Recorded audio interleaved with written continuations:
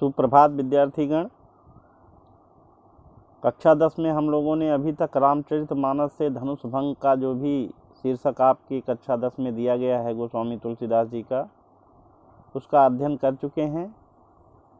इनकी दूसरी कविता इस कक्षा 10 की पुस्तक में जो दी गई है वन पथ पर, यह इनकी महान रचना कवितावली का अंश है। हम इसके प्रथम छंद की व्याख्या आज पढ़ेंगे। पुरते निकषी रघुवीर बधु धर धीर दये मग में डग दोय। ये उस समय का प्रसंग है जब राम के वनवास होने के बाद लक्ष्मण जी और जानकी जी भी उनके साथ जंगल में जाने के लिए, वनवास में जाने के लिए हट करते हैं। वो भी उनके साथ निकल जाते हैं माताओं की आज्ञा के अनुसार, क्योंकि सीता जी राजकुमारी रहीं। कभी भी उन्होंने कोई श्रम का कार्य नहीं करना पड़ा उनको, और कभी धूप में या कंकड़ीले पतले रास्ते पर नहीं गई हैं। जब रामचंद्र जी लेकर के उनको चलते हैं तो क्या दशा होती है, उसका उल्लेख इसमें किया गया है।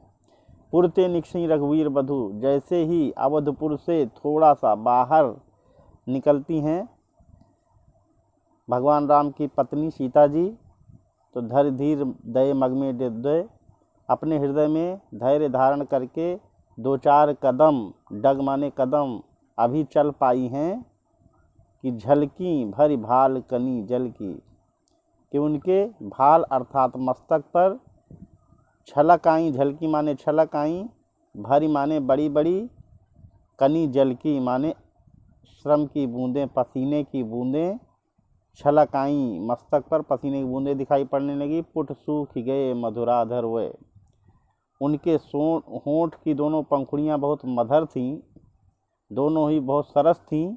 वो दोनों उनके सरस होंठ की पंखुड़ियाँ मुरझा गईं, सूख गईं, उनको प्यास लग गई।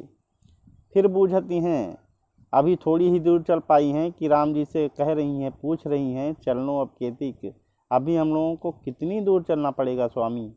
पर्णकुटी करिहों की तो है, हम लोग की तो है माने कहाँ पहुँचकर एक घास फूस की कुटिया बना करके रुकेंगे, विश्राम करेंगे। पर्णकुटी अर्थात घास फूस की बनाई हुई कुटिया। तिय की लखी आतुरता, अपनी पत्नी सीता जी की इस व्याकुलता को देखकर, आतुरता माने व्याकुलता को देखकर, पिय की आँखियाँ, उनके पति राम जी की आँखों में अतिचार, जो बहुत सुंदर आँखें हैं, चली जलचय, उसमें प्रेम अश्रु प्रवाहित होने लगे, प्रेम अश्रु छलक आए। इस पद में सीता जी की सुकुमारता का सरस वर्णन किया गया है। श्रृंगार रस है, भाषा ब्रज और अनुप्रास का स्वाभाविक प्रयोग हुआ है।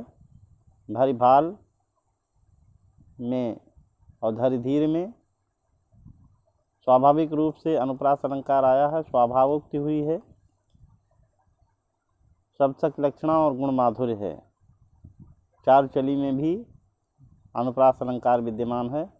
इसकी व्याख्या आप लोग पूर्व की भांति लिखते रहेंगे, सुरक्षित रहेंगे, अपने घर में रहेंगे, अध्ययन जारी रखेंगे। आपका दिन मंगलमय हो। धन्यवाद।